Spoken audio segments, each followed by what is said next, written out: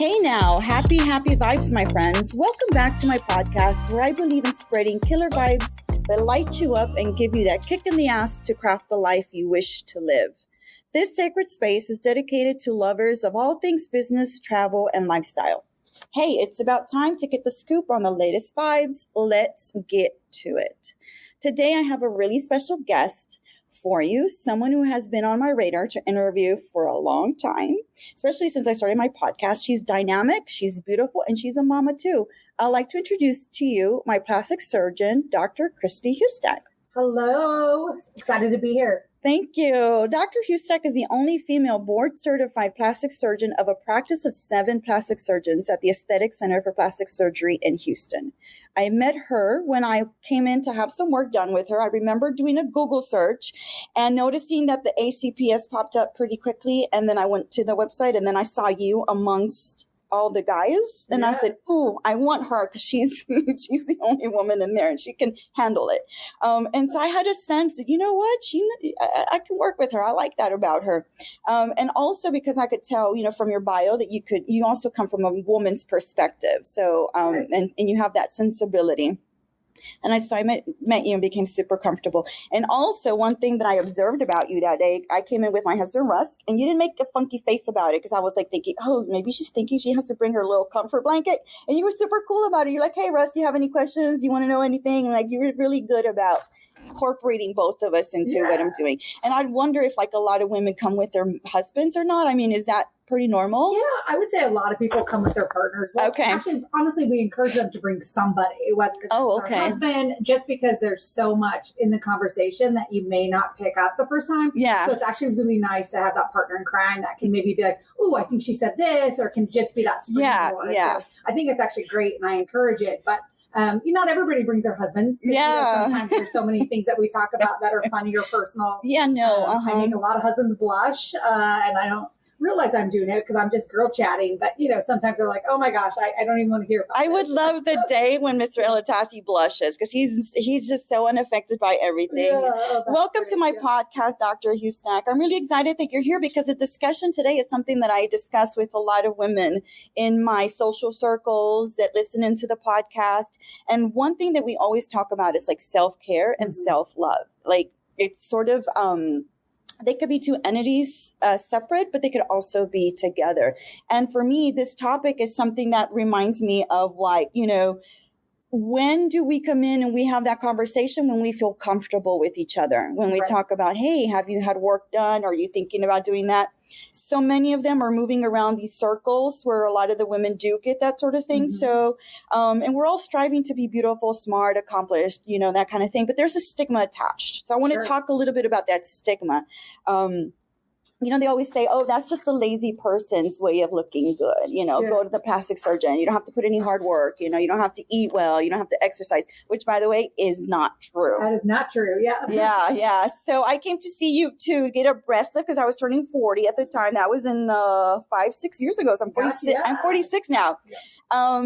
So do you think that plastic surgery is just okay? What do you think? Why so many people see plastic surgery as women just want to be fake and plastic? Yeah, well, I guess we should start from the beginning, right? Self-care is so important. Yeah. Especially us ladies, we rarely take time for ourselves because we're so busy taking care of everybody else. So I think from that perspective, it's never too late or too early. We're all on our own journey, but making sure you take care of yourself, because if you're not taking care of yourself, it's really hard to take care of your loved ones around you, and so I think that's super important. But, as far as when to do it and how to do it, I mean, every journey is so personal. Some people, it could be like you, it's your 40th birthday coming up and you're like, oh my gosh, I just feel like I need a boost. Yes. There's no amount of exercise in the whole world that will lift breasts, that will get rid of, some loose tummy skin, that will grow you breasts for my gals that want to get a breast aug.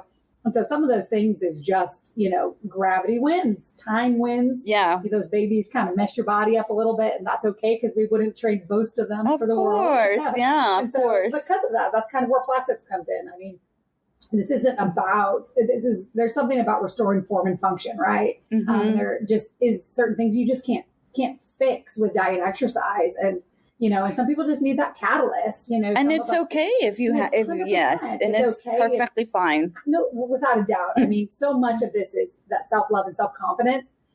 Because if that doesn't translate in all those areas of your life, it can make a big difference. I get even a lot of really high, powerful women, lawyers and things like that you would think have self-confidence, right? Yes. And they come in, every single person, every single woman has something about themselves they don't like.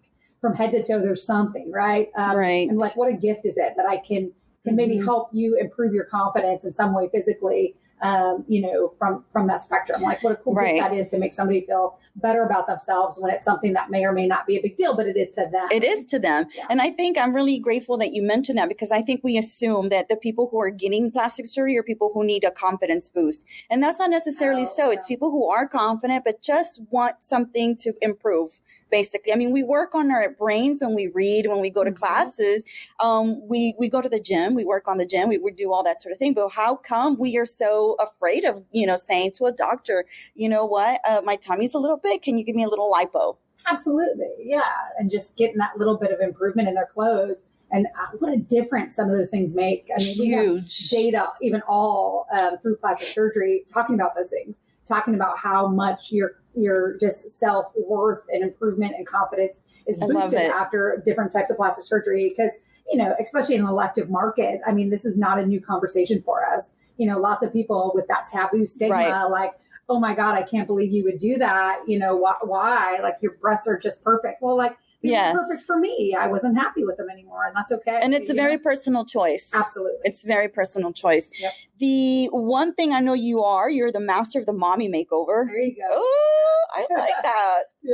Yeah. And I read it a few times when I was doing research on you. It's like, it pops up all the time. So it's something that's like, it's associated with you. Yeah. Well, I think, being a mom myself, I recognize and can empathize with how your body changes, right? And so I think there's something to that.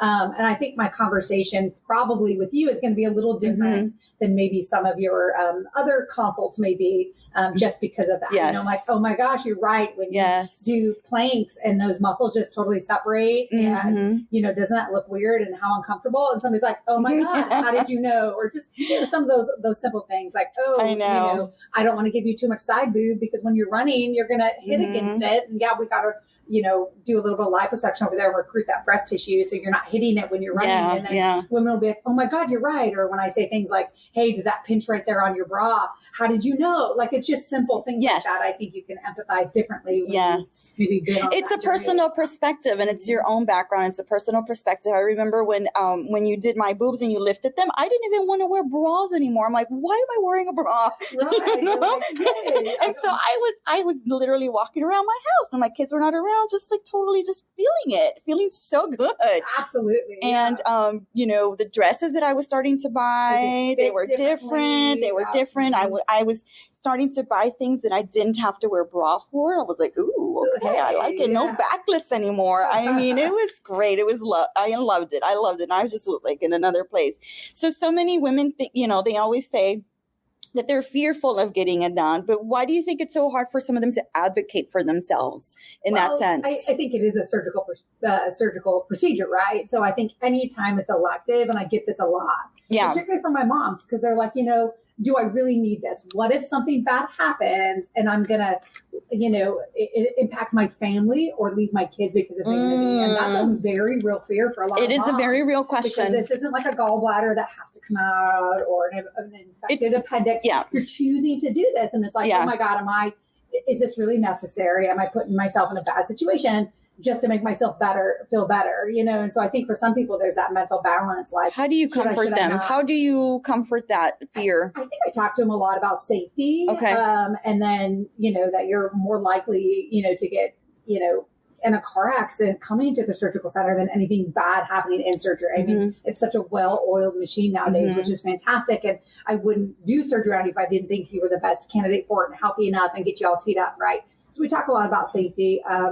And we talk a lot about like how you talk to your children about it, and just being in an okay place. I mean, I have gals though, regardless, we have all these conversations. They show up the day of surgery and said, this doesn't feel right. Okay. And I'm a big advocate if this doesn't feel right. Like this is elective. let's take a step back. Let's see what we can do. Maybe today's just not the day. And I've had patients the day of surgery say, I just don't have a good feeling about this. And if it truly is something that, like listen to your instincts. And so I say, hey, let's not, I can drink another coffee today. We don't need to do this. Let's reconvene. We'll chat about this in a couple of weeks. And I've had actually 99% of that. Actually, I'd say 100% came back and did it later. It just didn't feel right at the moment. And that's okay. Like, why would I want to put you into something that's elective? Right. Of course. If it just isn't the moment. And it also goes back to when we're looking for a doctor, let's do the research and make sure that those doctors are credible, or are board certified, because so many of them, I hear the stories where they're going to Mexico or they're going to South America, Colombia. I get a lot of Colombian friends. Right. And I'm thinking, wow, I don't know that I would necessarily want to do that, because here I know that you're credentialed, you have a track record. There's feedback, there's reviews. Oh, yeah. I don't know. It's all about that journey for sure. And I think it's the board certification in plastic surgery. I think the hard thing with cosmetics as well is that there is a pseudo cosmetic board. So it's not recognized by any medical specialty, but a group of doctors put together a cosmetic fellowship. This is not accredited. There's nobody that made it up. Gotcha. So a lot of people say, oh, I'm certified as a cosmetic surgeon. And that's a very different thing. Okay. To kind of, not saying that some of those surgeons aren't good, because they may be, but they weren't trained in surgery. They were family medicine doctors that were never trained in surgery, that are boarded by this cosmetic board because they went to a weekend course or something. What is an example of a cosmetic? Okay. So cosmetic board is what is an example of a cosmetic surgery or cosmetic procedure? Oh, anything aesthetics, anything elective. So boob jobs, tummy tuck, all those things are considered cosmetic procedures. So you don't have to be a surgeon to do those? You just have to be a doctor. And so so make sure that it's a board certified plastic surgery. Good tip. The majority of cosmetic surgeons, actually all of them are not plastic surgeons, obviously. Okay. Most of them are OBGYNs, family medicine doctors, internal medicine doctors that have never had surgical training. Are they sometimes jumping in because they think, ooh, I'm going to make more money this way? Yeah. I mean, there is a lot of autonomy in plastic surgery. We are one of the few fee-for-services in the country. So I can tell you, this is how much I think I'm worth, take it or leave it. And it's okay if this doesn't make sense for you. But it's one of the few ones that we don't go through insurance. So we can kind of dictate that and control our own lives. Okay. Majority of other disciplines are, becoming slaves to the corporate structure of medicine. And as that's progressing, it gets getting worse and worse for doctors. And it's really putting a bridge between doctors and patients. And so we're one of the few specialties that's not the case. I still have a very intimate relationship with all of my patients, and I can control that.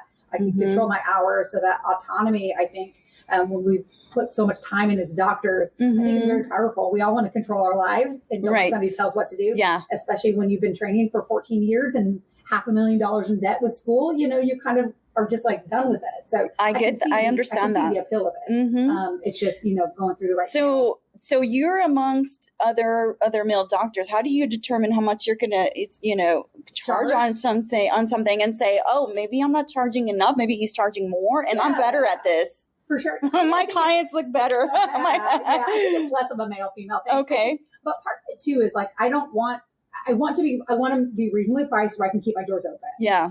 It is a business in the end. Because it's expensive. Pay my staff. It's very expensive. Right. But I also think at some point you realize your worth, Yeah. But at the same time, I don't want to price people out. Like I want surgery to be accessible for the right candidates. Like I don't want this to be like, oh, I only do $50,000 facelifts and only the cream of the crop, because that's not what this is about. I want your everyday person to feel comfortable in their own skin, So I think there's that balance there where, hell, I would do everything for free if I could. I just know that it's a business and I can't do it for free. Yeah. I think most of us really enjoy what we do. We recognize it's a business, but we really like it too. So it doesn't do me any good not to operate when I enjoy operating, just because I'm pricing myself out of it. So there's something about competition in the market. Finding that balance. Right. Knowing my worth and knowing how I can keep my doors open and, which is my kids too. Which is a very important tip to give our women. I think a lot of them don't ask for what they're worth.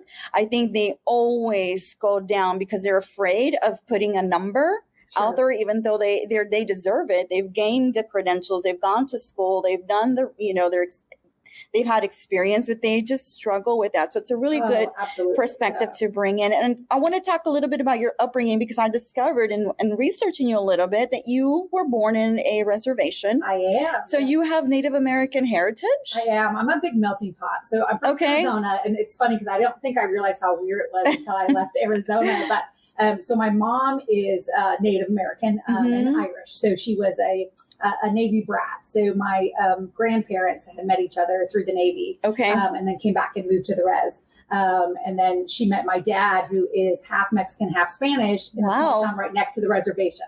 So that's how they kind of met. So I am Spanish. I am Native American, born on the reservation. I was born there. My mom had me in high school, so at 17, right before she graduated, and my dad was 19. So young parents. Catholic, oh my goodness. So let's get married, type of thing.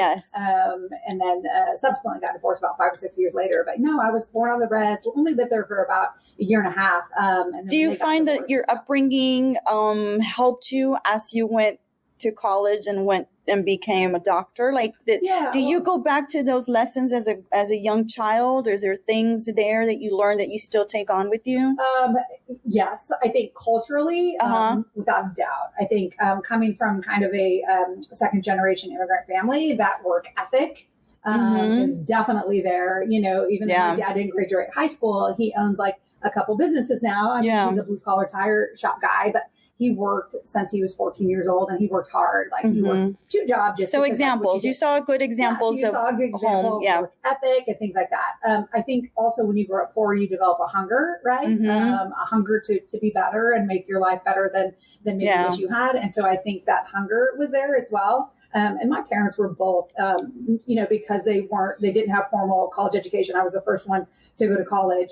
I think they were very supportive of it, and always encouraging. I mean, my dad said, and I think it stuck somewhere in my brain, like, you're not allowed to have kids till you're 30. You need to get your career going. Right. Yeah. And he said, get a job finally, because you were 30 years old. And he was like, okay, just get one now. I was like, I promise it'll be good, Dad. Yeah. Which is interesting, because I remember I wrote a book about our fathers, because a lot of them just don't understand that, when you're raising girls in this country, there's a different way that you have to raise them. They have to be more competitive. They have to be more go-getters. It's not necessarily all collaborative. It's like, there's definitely a little bit of alpha, for sure. And I think your right personalities gravitate towards it. Like, you have to have that kind of hunger and that support, right? It's okay. It's okay. You need to have that somebody back there being like, it's okay when you fall, I'm here to pick you up, but shoot for the stars. And I think they were both like that. And it was a really funny dichotomy, because my stepmom, who passed a couple years ago, I was very close to her as well. Her and my dad married when I was 5. So she was kind of in my life all the time. But all she ever wanted to do was to be a stay-at-home mom. And so it was a really interesting dichotomy, because when I was in college, she was like, so you have a boyfriend now. I don't understand why you're finishing school. Like, that's not your family. And I was like, and so I think you do need that little bit of support, because how easy would it be to fall back into into the cycles. But I think there's a little bit of innate personality too. My looking back, and I have documents of this, my kindergarten workbook says I wanted to be a doctor. Yes. It said sports doctor at the time. And then my high school, so that was kindergarten. This was before anybody in my family was in medicine. So this was just, I think, maybe an innate thing to some degree. It was in you. It was already in you. There, And then my high school graduation yearbook says plastic surgeon. And here I am. So it's kind of funny, because some people will look back and be like, oh my God, you're one of the few people that said you were going to do it. And you actually did it. It's kind of like manifesting, it's like somebody puts it out there, and I said, oh, I'm going to do that. Oh, really? Like, people laugh at it, but like, no, people actually go for it, and they do it. Absolutely. So let me ask you this question, just because it reminds me of how I was raised in my neighborhood, and I felt like I was suffocating. Like, I felt like I couldn't live there anymore.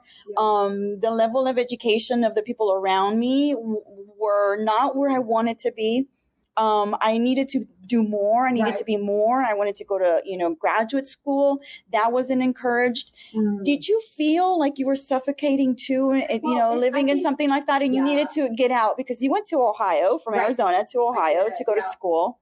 Yeah. So I think, on the reservation, certainly people don't leave. There's a huge fear and distrust of the outside world. And culturally, without a doubt, that still exists. But because my parents were divorced early, my mom moved us to the city. And one thing she did that I think actually in retrospect was brilliant is we always lived in the smallest apartment in the best school district neighborhoods. And so I grew up in a very, affluent neighborhood with a great school district, public school district. Okay. And so I think that I just felt like I belonged there. So I didn't feel as suffocated there. It was more of an expectation. Everybody went to college. They're like, why would you do anything different? So I think that was something she knew, okay, I need to put you in an environment that you can thrive in, because I knew this is something that you're capable of.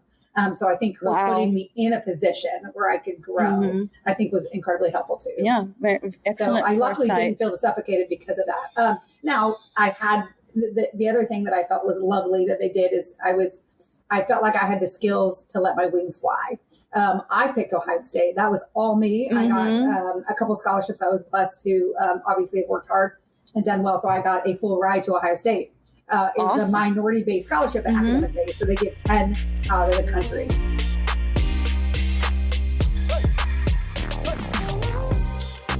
Vibes by Alicia Season 5 is sponsored by SNR Creative. Are you putting your money towards visibility but not seeing any change or business growth? Well, that is the problem. SNR Creative is a boutique marketing and business development firm in Houston that specializes in turning your ideas into reality in the most creative way possible. From social media management to website development, graphic design to event management, this full-service creative team does it all. The world can't go on without your services, so let's make sure everybody knows your name.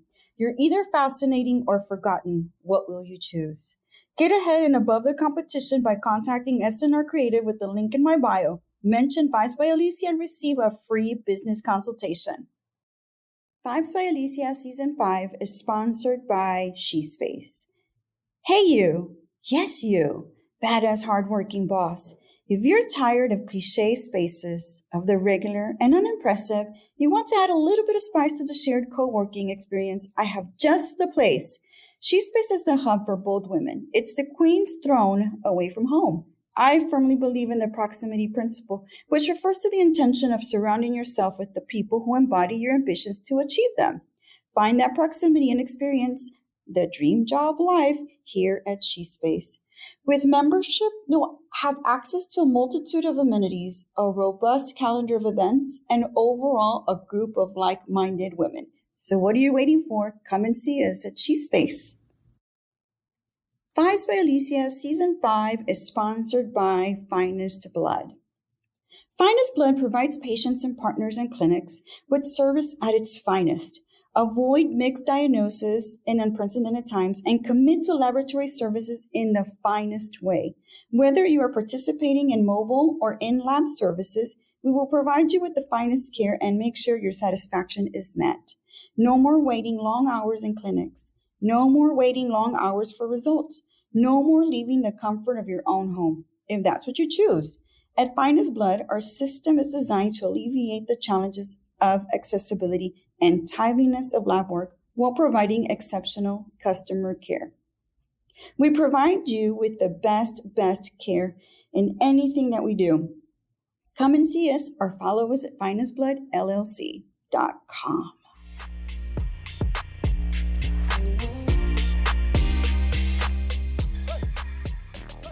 And so I was one of 10 that That's got this scholarship, awesome. which was so cool. But I remember my family actually cried. Like nobody went to college, let alone went so far away. I mean, one of my family members looked on a map and was like, where is Ohio? I don't even know where Ohio is. And traditionally, women don't leave traditional homes until they're married, right? So it is like you're leaving. It's a huge deal. I went to St. Thomas University, which is a private school, through scholarships, because otherwise I would have never been able to afford it. So I totally relate to that. And for me, my parents put me in good situations, but it wasn't like I was in a good school. I was not in a good school. I was not in a good district. And so I had to really be self-taught. Like I had to go and find my own books. I had to search opportunities and find mentors and find people that I can gravitate to. So I love that. Mentorship is such a good thing. And I know that's one of the things that's very important for you as well. Absolutely. I had tons of mentors growing up. And actually the way I got into plastics is my mom put herself through school to be a scrub nurse for a plastic surgeon. So that I did when I was 14, I got to see my first surgery. So that did open it up. But there was two female doctors that my mom worked for one of which became a really big mentor in the world of plastic surgery for me. I think it helped kind of mold, where I wanted to go to. And I think that was instrumental, is just having those women that bring you along as they climb, and what that means for each one of us. Unbelievable. Like, I love that, because I think one of the things that we're leaving out when we talk about plastic surgery, there's a lot of growth that's going on inside as well. Oh, right? absolutely. There's a lot of growth, and we're doing a lot of growth as we go along. And it's okay if we want to go and just say, hey, I want to improve this part of my body as well. Yeah. There's so many of us, because I know for myself, for the longest time, I was like, oh, but I'm a smart girl. Why would I, do that? But it can exist. It can coexist, right? Like, you don't.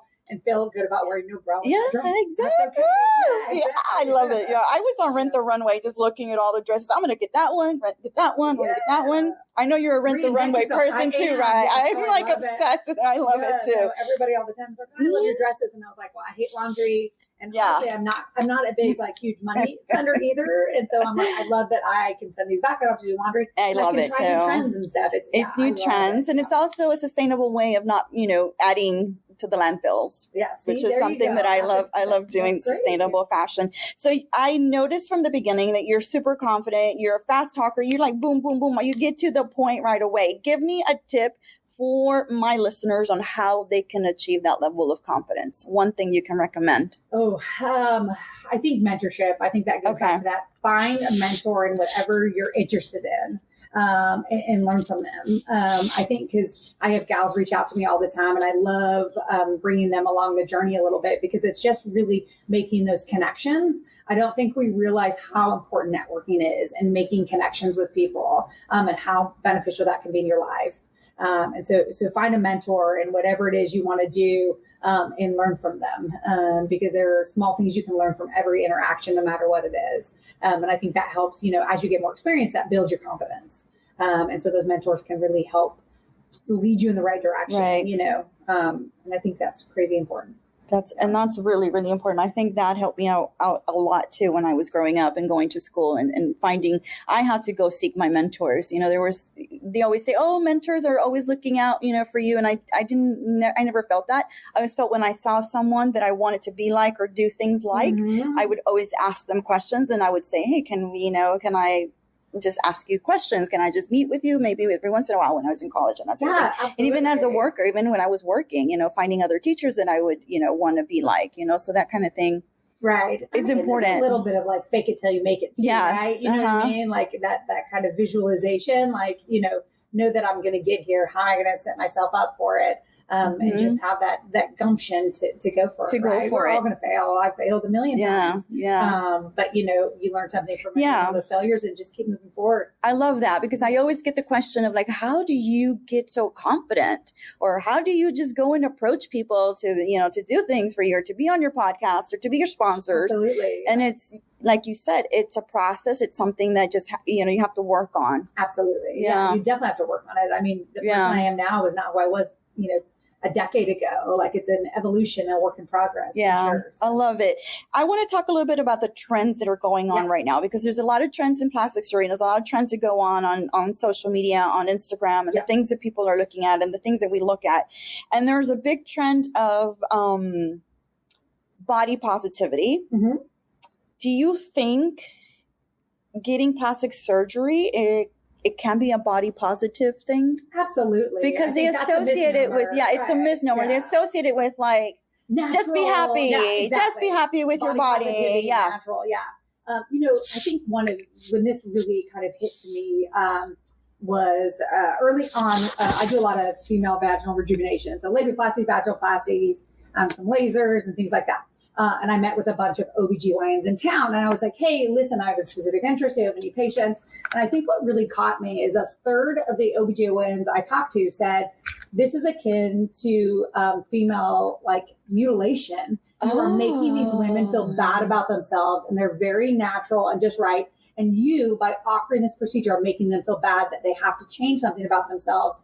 to be happy. And I was like, oh, that's not actually at all what this is about. And I think, and this was coming from another physician, a couple of them. This wasn't just interesting. And I thought that was so interesting that they so connected plastic surgery, even a functional component of plastic surgery, with a body dysmorphic, that like, oh, they should be happy with how they are. And I just thought that was so interesting, because we've proven time and time again with our studies, but studies are just studies, that's not the case. That this is about self-worth and self-confidence and restoring form and function. And this doesn't have to be, let me take out ribs to make me the tiniest waist. Like, I'm not talking about those extremes. I'm talking about the in-between zone. Which, by the way, vaginal rejuvenation is something that is very internal. You don't even see it. You can't see her and say, she got, vaginal rejuvenation. I can tell. You can't. Nobody can see it. So I'm, so I'm a little like. I even thought that was so like, why would you make a woman feel bad about herself? Exactly.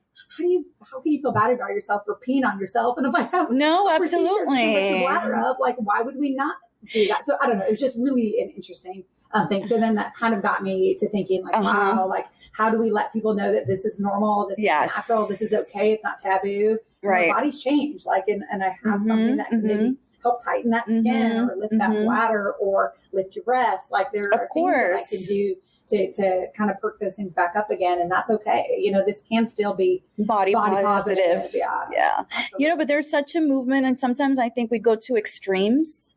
Yeah. Like the cancel culture too. Like, there's so many extremes that happen, and you're like, gosh, can we just like look at nuances a little bit closer? Maybe not look at something, it's either right or it's either wrong. I mean, maybe it's right for her, maybe it's not right for her. Like, everybody has such a different perspective and upbringing and how we think about things. But, it's like, no, you got plastic surgery, you're automatically, not a body positive influencer anymore. Out. Canceled. Right. Canceled.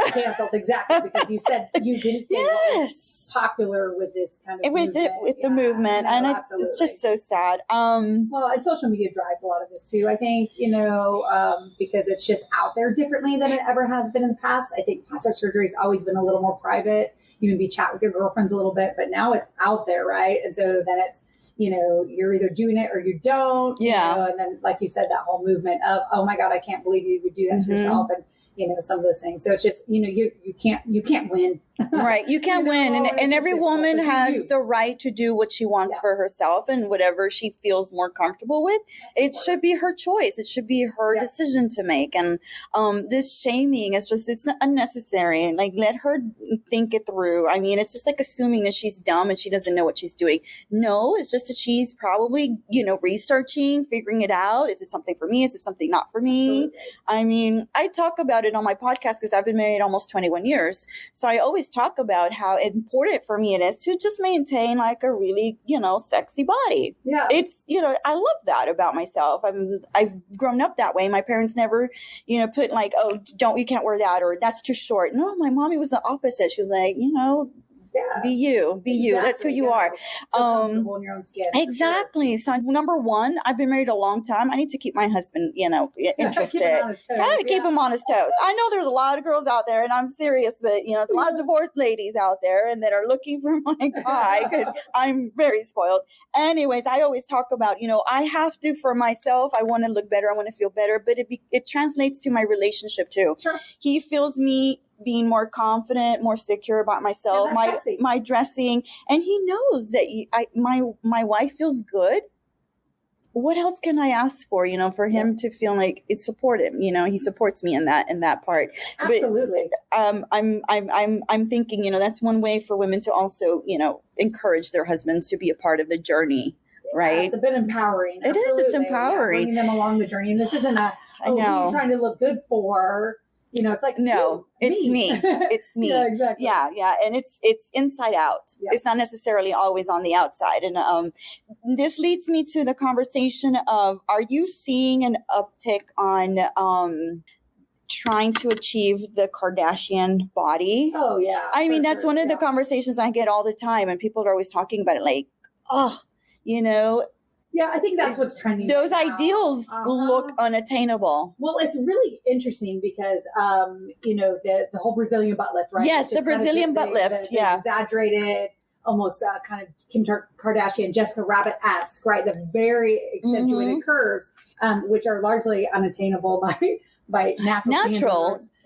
But that's okay as well. But it's funny because these are very ethnic cultural norms, which is a really interesting thing in the world of plastic surgery, because never before has that been the case. These are always traditionally white aesthetics. So it's very interesting that we're popularizing a very kind of African and Latin aesthetic. And like that's, from that perspective, it's kind of exciting. I think for us Latin girls have always been curvy. We're like, yes, we're finally in shape, and somebody's trying to look like us versus the opposite. So I think that's a very interesting segue, is never before has that happened where these very, that this is in vogue, right? To have some of these curves. It's usually the opposite. But that being said, I'm all about, changing shapes and some of these fads. I think some of it we're going to have to, the extremes of it. And I get girls call all the time that are like, hey, you say you do natural. So what if I don't want natural? What if I want unnatural? Can you do that? And that's interesting too. Because what is the ethical side of you say to them? I think if anything, so one, it kind of depends on where they're in their lives. So if they're, a young girl that hasn't had kiddos, that maybe wants a lot of these aggressive shaping procedures, and breast procedures and things, if it's going to impact their future to some degree, then those are things I'm not on board with. So if they're going to have a lot of aggressive scar tissue and, trying to do these exaggerated tummy tucks on young girls that have never had babies, that don't need, that haven't stretched. So, kind of over tightening muscles that have never really been used, there's some worry there. And there's future complications, correct? If they have children one day, that's their body. Could be with all the scar tissue. So some of those things is where I'm like, that doesn't make a lot of sense. Some of it too is, I can give you stripper boobs if you want stripper boobs. I can give you a really large derriere if that's what you want. But what does that mean as long as you understand for the future? We get a lot of young girls coming in to get breast implants that are like, what do you mean I have to change these out someday? I'm like, oh no, these are not like lifetime devices. Let's chat about that. I know you're excited, but let's chat about the life of these. Same thing with these booties. If we put a lot of fat in that area, gravity's going to win. At some point, you're going to have some sort of procedure to lift that all back up. And are you willing to do the next phases, right? Because there is going to be other phases. And what does that mean for you? So I think it's all about education. I think I want to make sure you're the most educated as possible. And that's part of your consultation, right? To have that conversation with them, to advise them if they're having something that just seems unrealistic. Yes, absolutely. Do you find that they're coming in with pictures from girls on Instagram and influencers and that kind of thing? I mean, I think that is just affecting so much of the way they feel about themselves. We feel about ourselves. Like, why don't I have this body? I want this body. And I mean, some of these are angles. Some of these are filters, and so we have to have that conversation. Like there is no way that I could ever get you there. And I don't think she's even like that. I mean, I think it's neat when some of these celebrities put up their pictures before they're filtered and touched and angled, and how different that exact same picture can look, because I think some of that has become creating these unrealistic ideals, particularly our young girls that maybe don't have the emotional maturity yet to deal with those things. Yes, exactly. I think some of us that are older recognize that, but I think the young girls don't. And I think that's a big self-esteem issue for these young girls that to be attractive, to be sexy, to get a husband, to do what, to get this job, to do whatever, I need to look this certain aesthetic. That's really largely unachievable for most women. And I think that's a dangerous thing that we got to navigate as well. Wow. Feeling comfortable, but having realistic expectations. Yes. Especially for our girls. I love that you're giving that perspective, because we always hear it from the perspective of we're looking at it on social media, we're looking at it on Instagram, but there's repercussions if you go and have a doctor do some of those things. Like there's consequences, there's things that can happen, and so I'm glad that you have those conversations. You can find people that will do that will pretty do much it. Anything. I know, I've seen it, and I know they go somewhere else and get it done, but at least I can sleep better at night knowing I gave you all the information, all the data, and kind of wish you the best. And just maybe it just didn't make sense in my hands. And that's the beautiful thing about plastic surgery is I love you can that. say no to me and I can say no to you too. So I know. Well, I'm so glad you didn't say no to me. Yeah, I don't know. It's a family thing. I'm young enough in my practice that I want to maintain my patients. I want to see their friends. I want to see their mothers and their sisters and their daughters. And we always come back to longitudinal. I don't want to just see you one time for a boob job and be done, right? I want this to continue. Exactly. Which, by the way, is something that's I feel very good about you, is that you're not trying to sell me into another procedure. Because I always hear that, like, oh, I just went in because I wanted a boob job and he sold me this, he sold me that, and unless I asked for it, I want to hear you I try to be very, very good about that too, because I don't, the last thing I want to do is somebody come in and talk about something, because I hear this all the time from patients. All the time. That they're like, oh, well, this person pointed out this is this. And then I was like, oh God, you're right. My arms are big. I will never bring up anything else about your body that you don't bring up yourself. Unless I think it'll compromise what you're asking.